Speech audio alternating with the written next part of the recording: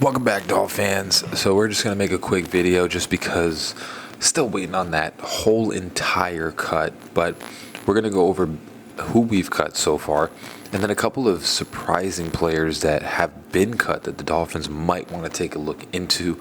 So with the Miami Dolphins, we got Tariq Black, Stonehouse, surprising one of Mike Hilton, which leads me to believe that they do like Jason Marshall at that nickel role. Aaron Shamplin, Mike Boone, a guard named McKenzie, who else was it? Jackson Carman, and a couple others. Pharaoh Brown, Ethan Robinson, and I think that might be all for right now. Jalen McKenzie, Mike Boone, I said already. Jackson Carman. Addison West is another one. A.J. Henning, Ben Still. And yeah, I'm pretty sure that is everyone. I'm pretty sure they cut Chris Myrick. I think they're probably going to cut Hayden Rucci. So those are players that have been cut so far. And the one surprising one, obviously, is Mike Hilton. I guess we're really trying to go youth all the way because Mike Hilton is a surprising, it might be that we bring him back just so that he can just go week to week throughout the season, but might also be that Jason Marshall Jr. is, playing up to where we need him to play, and they think that they're comfortable with him, being the guy. So there's a couple of key players that I want to talk about. Kenyon Green is someone that was released by the Philadelphia Eagles. He was a former first-round pick. He's an offensive lineman. And he was somebody that really was looked to see as someone that could be a viable starter. Now, of course, I don't know what officially is happening with him. There could be some underlying circumstances. Obviously, there's so much more. You don't just cut somebody that's a good player. It just doesn't make any sense. But Kenyon Green has something, being a first-round pick that really kind of elevates the talent level if you're a first-round pick that really, with our backup offensive lineman. Now, let's preface this actually. We'll get into the waiver wire and how this works. I think the waiver wire goes right now.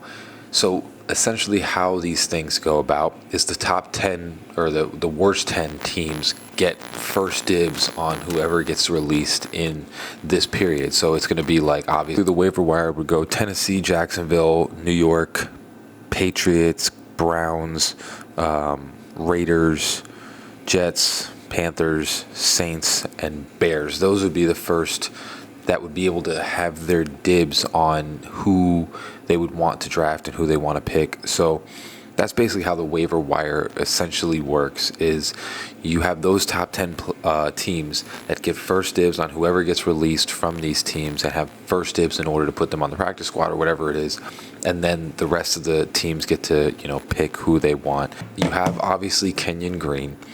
And then Lyle Collins from Dallas was actually released today as well. And there's some mixed opinions about Lyle Collins because the past couple of years have not been good for him. But there was a time when Lyle was not only a starter, but he was like a premier free agent, going into free agency that a lot of people were seeking after. We were actually, I think, at one point as fans thinking of bringing Lyle Collins.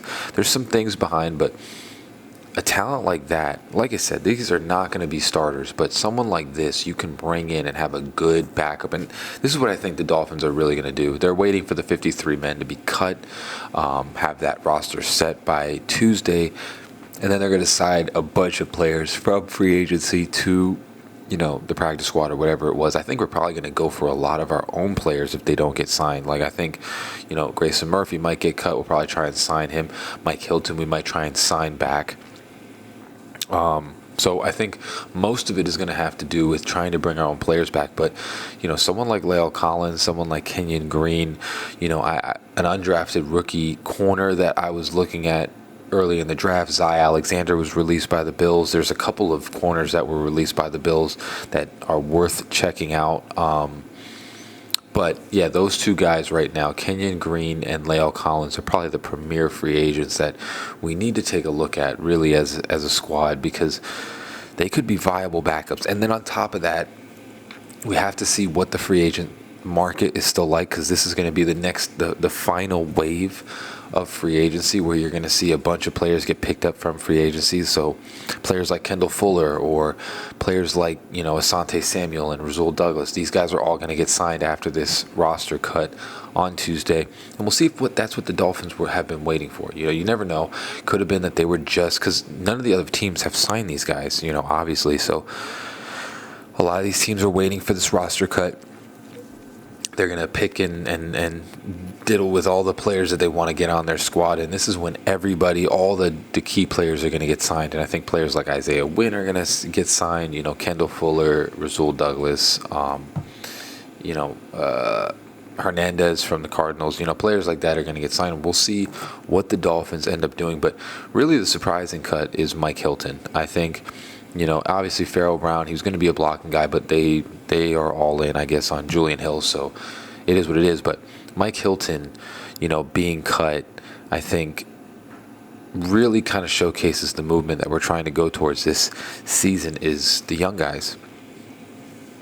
And I think it may have to do a lot with how Jason Marshall started performing at the end of this year, because he started really turning it on. And with a lot of these pass breakups that I was seeing on, Brian Thomas, Jalen Waddle, who else? I think he had one on Jamison Williams or something like that in the Lions practice. Like he's been doing his thing. Or no, it was on Tesla, he's been doing great this offseason. He's a rookie. It's concerning a little bit, but again, at the end of the day, we just kind of have to trust what the coaches are seeing, and apparently they're seeing a lot from Jason Marshall Jr. They think that he could be the viable nickel corner this coming year, and I think they're going with Jack Jones and Storm Duck as the starting corners, unless, again, we still have to see, which I'll make a video tomorrow after 4 p.m. basically detailing who we got, what we're about, what we're signing, all of that stuff, because after 4 p.m. hits, everyone's cut. Pretty much that whole night is going to be like a second, third free agency period where all these players are going to start getting signed to different teams and all that. So we'll see what happens. But, with the Mike Hilton cut, I think that's very surprising, but also it's kind of showcasing that they trust Jason Marshall Jr. in being that nickel guy. Like, they think that he can do it. And seeing a lot of these pass breakups and how he's a physical press corner, I think he can do well. I think with the right coaching, they do this a lot. People forget that the Miami Dolphins kind of tend to do this a lot, where they get a late round draft pick, they form him and mold him into exactly who they want to be, and then they become a viable starter. It happened with Nick Needham. It happened with Kader Kohu. It happened with Storm Duck. It's like they continually do this where they don't get first round guys. They tend to go for the later round guys and mold them into some. So we'll see what happens. I like it and don't like it, but I think, again, I'm going to make a video because we have to see who we end up signing after this whole thing is done, and we sign the people after the 53 men are cut. But so far, not surprising who we've cut so far, and, besides the Mike Hilton thing. But honestly, the reality is Mike Hilton wasn't playing with the starters, so it's like surprising, but also not surprising. He wasn't playing with the starters, really weren't seeing him on the field too much, so it just showcases that they trust these young guys a lot. But we'll see what happens. Comment down below. Let me know what you guys think about this. So far, the cut season that we have, where, so far we've cut about, I think, 10 or 11 players, and there's some guys on the market, Kenyon Green, La'el Collins. These are guys that maybe we end up picking up. I don't know. We'll see what happens. Maybe they claimed on the waiver wires and we are too late. But as always, guys, praise God, love God. He's great all the time. Fins up, baby. Peace.